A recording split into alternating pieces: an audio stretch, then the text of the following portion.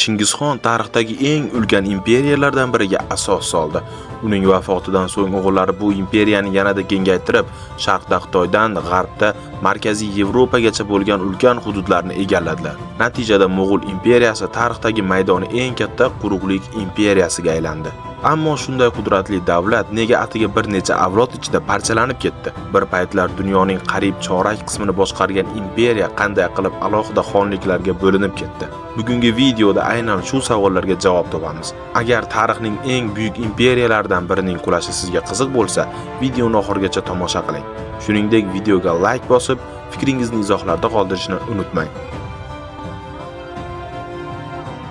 Chingizxon hayotdaligidayoq bosib olingan ulkan hududlarni Mo'g'ul an'analariga muvofiq o'g'illari o'rtasida taqsimlagan edi. To'ng'ich o'g'li Jojiga Mo'g'ul otlari yetib bora oladigan barcha yerlarni zabt etish huquqi berildi. Biroq Joji otasining hayotligidayoq vafot etgani sababli bu vazifa uning o'g'li Botuxonga tushdi.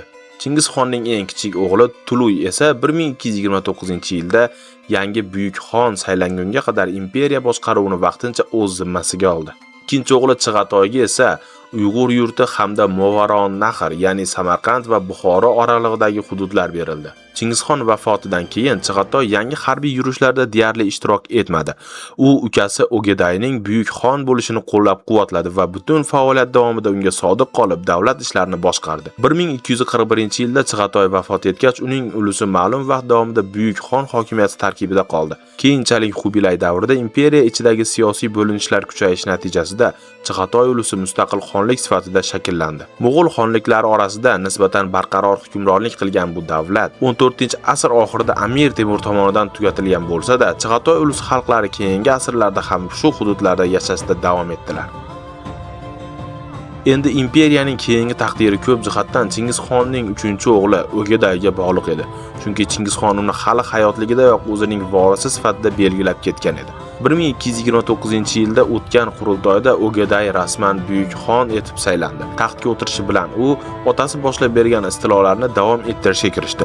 Bu yo'lda unga eng katta tayanchlardan biri akasi Chig'atoy bo'ldi. O'gedayning dastlabki maqsadi Xorazmshohlar davlatini qolgan qarshiligini butunlay tugatish edi.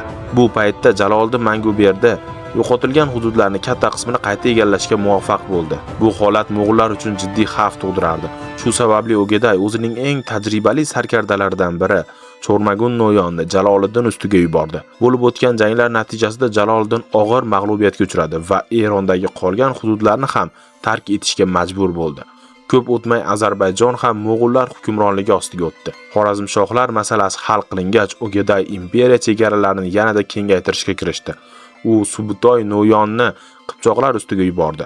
Boshqa Mo'g'ul qo'shinlari esa Kashmir va Afg'oniston tomon yo'l oldi. O'zi esa akasi Chig'atoy bilan birgalikda Xitoyga qarshi yurishga otlandi. Bu yurish davomida Mo'g'ul qo'shinlari shimoldagi muhim shaharlarni egallab, Xitoy qo'shinlarini janub bilan aloqalarni uzishga muvaffaq bo'ldilar. Shundan so'ng poytaxt qamal qilindi va egallandi. O'geday Qoraqurumga qaytgan bo'lsa-da, uning sarkardalari yurishni davom ettirdilar.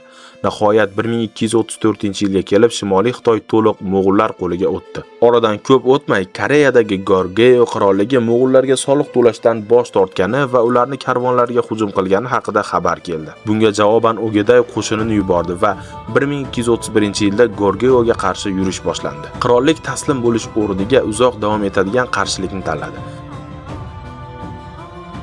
Bu davrga kelib Mo'g'ul imperiyasining ulkan qo'shini doimiy ravishda yangi yurishlarga muhtoj edi.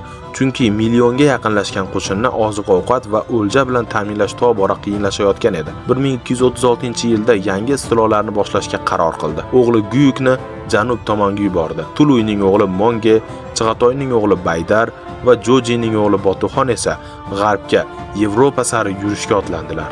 Yevropa yurishi. Bu yurish Yevropa tarixidagi eng dahshatli istilolardan birini boshlanishi edi. 1239-yilga kelib Botuxon boshchiligidagi Mo'g'ul qo'shinlari Ryazan va Bulg'or shaharlarini egallab, g'arb tomon yurishni davom ettirdilar. Yo'llardagi deyarli barcha shahar va qal'alar vayron qilindi. Qarshilik ko'rsatgan qo'shinlar esa birin-ketin tor-mor etildi. Mo'g'ullar Vistula daryosiga yetib borar ekan, Yevropa hukmdorlari ularga qarshi birlashishga urindilar. Biroq tuzilgan qo'shma qo'shinlar ham Mo'g'ullarni to'xtata olmadi. Botuxon deyarli jiddiy qarshiliksiz Vengriya hududigacha yetib bordi. Hatto Italiya va Germaniya tomon yangi yurishlar boshlash rejalari ham tuzila boshlangan edi. Ammo aynan shu paytda uzoq Qoraqurumdan butun imperiya taqdirini o'zgartirgan xabar keldi. Buyuk xon O'geday vafot etgan edi. Mo'g'ul qadriyatlariga ko'ra yangi buyuk xonni saylash uchun Chingizxon avlodlari qurultoyda ishtirok etishlari shart edi. Shu sababli Botuxondan tashqari deyarli barcha shahzodalar va no'yonlar yurishni to'xtatib, Qoraqurumga qaytishga majbur bo'ldilar. Natijada Yevropaga rejalashtirilgan keng ko'lamli istilo amalga oshmay qoldi. Ko'plab tarixchilar aynan O'gedayning kutilmagan vafotini Yevropaning Mo'g'ullar tomonidan to'liq bosib olinmay qolishining eng muhim sabablaridan biri deb hisoblaydilar. O'geday qariyb 12 yil davom etgan hukmronligi davrida imperiyani mislsiz darajada kengaytirishga muvaffaq bo'ldi. Uning eng katta orzularidan biri Koreyani to'liq bo'ysundirish edi. Biroq bu maqsad uning hayotligida amalga oshmadi va Koreya keyinchalik Mo'g'ullar tomonidan to'liq zabt etildi. Endi yana Botuxon yurishlariga qaytamiz. 1241-yilning oxirida u to'xtab qolgan istilolarni davom ettirdi va rus knyazliklar ustiga yana yurishlar boshladi. Qisqa vaqt ichida Kiyev va ko'plab knyazliklar Mo'g'ullar qo'liga o'tdi. Natijada imperiya shimolda deyarli Shimoliy Muz okeani hududlarigacha yoyildi. Shundan so'ng Botuxon qo'shinlari janubga burilib, Vengriyaning katta qismini egalladilar. Keyinchalik Polsha, Avstriya va Dalmatsiyagacha bo'lgan hududlarga yurishlar qilinib, ko'plab shaharlar vayron qilindi. 1242-yilda Legnitsa yaqinida nemis qo'shinlari bilan navbatdagi hal qiluvchi jang bo'lib o'tdi. Mo'g'ullar bu jangda ham g'alaba qozongan bo'lsalar-da, yurishni davom ettirmadilar. Bunga bir nechta omil sabab bo'lgan edi. Bir tomondan uzoq davom etgan yurishlar qo'shinni holdan toydirgan bo'lsa, ikkinchi tomondan Botuxon bilan O'gedayning o'g'illari o'rtasidagi siyosiy ziddiyat tobora kuchayib borayotgan edi. Shu sababli Botuxon g'arbga yurishni davom ettirish o'rniga Vallaxiya va Moldova orqali o'z ulusiga qaytishga qaror qildi. Ammo bu yurishlar behuda ketmadi. Aynan shu istilolar natijasida keyinchalik mustaqil davlatga aylangan Oltin O'rda ulusining chegaralari shakllandi. Bu davrda buyuk xon taxti bo'shab qolgani sababli imperiya vaqtincha O'gedayning rafiqasi Turakina xotun tomonidan boshqarildi. U 1240-yildan 1246-yilgacha davlatni noib sifatida idora qildi va shu davrda Mo'g'ullar g'arbdagi yurishlarni davom ettirdilar. Aynan Turakina xotun hukmronligi davrida turk tarixiga bevosita ta'sir ko'rsatgan muhim voqealardan biri yuz berdi. Mo'g'ul qo'mondoni Bayjunoyon Anadolu Saljuqiylar davlatining ichki zaiflashuvidan foydalanishga qaror qildi. U avval Gruziya qirolligini bo'ysundirib, u yerdan to'plagan minglab askarlarini ham o'z qo'shiniga qo'shdi va shundan so'ng yurishlarini Anadolu tomon davom ettirdi. Dastlab Trabzon qirolligi egallandi. Oradan ko'p o'tmay Bayjunoyon 1242-yilda Erzurumga yetib kelib, shaharni qamal qildi. Qisqa muddat ichida Erzurum zabt etildi va shahar vayron qilindi. Biroq Bayjunoyon bundan keyin yurish uchun puxta tayyorgarlik ko'rish maqsadida Mung'onga qaytdi. Bu orada Mo'g'ullar xavfi tobora yaqinlashayotganini anglagan Anadolu Saljuqiylari sultoni 2-G'iyosiddin Kayxusrav katta qo'shin to'plab Mo'g'ullarga qarshi yurishga qaror qildi. 1243-yilda ikki qo'shin Kosedo yaqinida to'qnashdi. Jang Saljuqiylar uchun og'ir mag'lubiyat bilan yakunlandi. Natijada Anadolu Saljuqiylar davlati Mo'g'ullarga tobe davlatga aylandi. Bu g'alaba Mo'g'ullarning Kichik Osiyoda ta'sirini yanada kuchaytirdi. Bayjunoyon ushbu muvaffaqiyatdan so'ng Diyorbakr va Axlatni ham Mo'g'ullar tasarrufiga qo'shib olib, Eronga qaytdi. Oradan 1 yil o'tib 1246-yilda navbatdagi qurultoy chaqirildi. Unda O'gedayning o'g'li buyuk xon etib saylandi. Biroq bu qaror imperiyaning ichidagi barcha shahzodalarni qoniqtirmadi. Ayniqsa Yevropa yurishlari vaqtidayoq Buyuk bilan kelishmovchilikka uchragan Botuxonning o'g'li hokimiyatni tan olishni istamadi. Buyuk taxtga o'tirgach, avvalo Botuxonning ta'sirini cheklashga kirishdi. Ozarbayjondagi Botuxonga sodiq qo'mondonlar birin-ketin lavozimidan chetlatildi. Vaqt o'tishi bilan ikki tomon o'rtasidagi ziddiyat yanada keskinlashdi. Nihoyat 1248-yilda Buyuk Botuxonga qarshi yurishga otlandi. Ammo bu urush boshlanmasidan oldin kutilmagan hodisa yuz berdi. Buyuk safar davomida noma'lum sabab bilan vafot etdi. Shu tariqa Mo'g'ul shahzodalari o'rtasida yuzaga kelishi mumkin bo'lgan yirik ichki urushning oldi olindi. Buyukning kutilmagan o'limidan so'ng yana qurultoy chaqirildi. Bu safar Botuxonning qo'llab-quvvatlashi bilan Chingizxonning nabirasi Tuluyning o'g'li Monke buyuk xon etib saylandi. Monke hukmronligi davrida Mo'g'ul imperiyasi yana bir bor harbiy yurishlarga katta e'tibor qaratdi. Ayniqsa Xitoydagi Sun sulolasiga qarshi olib borilgan yurishlar muvaffaqiyatli kechdi.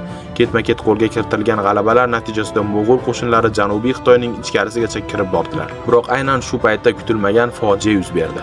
Xitoy hududlarida tarqalgan epidemiya Mo'g'ul qo'shinlari orasida ham tez yoyildi. Kasallik minglab askarlarning o'limiga olib keldi. 1259-yilda buyuk xon Monke ham bu epidemiya oqibatida vafot etdi. Xuddi shu yillarda Oltin O'rda hukmdori Botuxon ham hayotdan ko'z yumdi. Uning o'rniga ukasi Berkaxon taxtga o'tirdi. Ammo keyingi hukmdorlarning hech biri Botuxon davridagi qudratini qayta tiklay olmadi. Oqibatda Oltin O'rda tobora zaiflashib bordi va nihoyat 1502-yilga kelib, bu davlat ham barham topdi. Bu orada imperiya ichidagi birlik ham asta-sekin yemirila boshlagan edi. Chingizxon avlodlari esa umumiy manfaatlardan ko'ra o'z xonliklari manfaatlarini ustun qo'ya boshladilar. Natijada Mo'g'ul uluslari o'rtasida ichki ziddiyatlar tobora kuchaydi.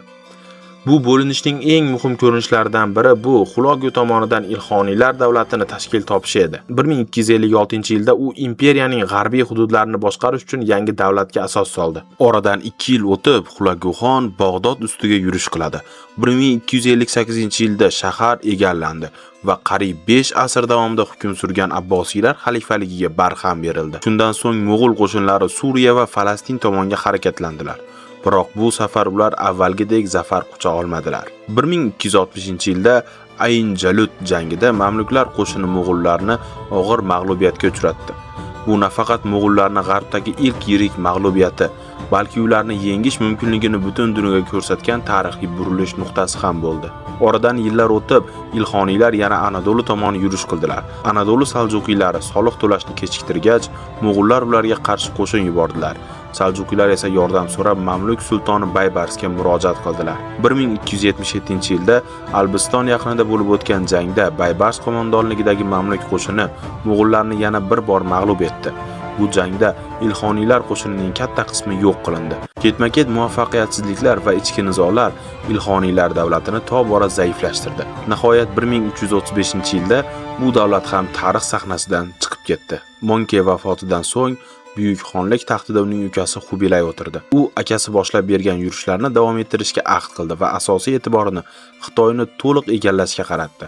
Bir necha yil davom etgan harbiy yurishlardan so'ng Mo'g'ul qo'shinlari Xitoyning qolgan hududlarini ham bosib oldilar.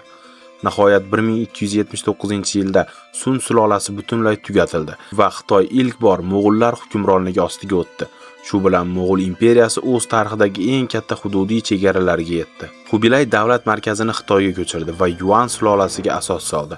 O'zini Xitoy imperatori deb e'lon qilishi esa bu Mo'g'ul xonliklari bilan munosabatlarni yanada sovuqlashtirdi. Xubilay hukmdorligi davrida Mo'g'ullar tarixdagi ilk yirik dengiz yurishlarini ham amalga oshirdilar. Maqsad Yaponiya orollarini bosib olish edi. Ammo bu yurishlar kutilgan natijani bermadi.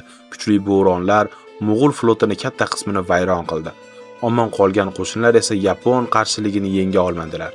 Shundan so'ng Xubilay Yaponiyaga yana keng ko'lamli yurish uyushtirmadi. 1294-yilda Xubilay vafot etdi. Uning o'rnini nabirasi Temur O'ljoyto egalladi. Xubilaydan keyingi davrda Yuan sulolasi tobora xitoylashib bordi.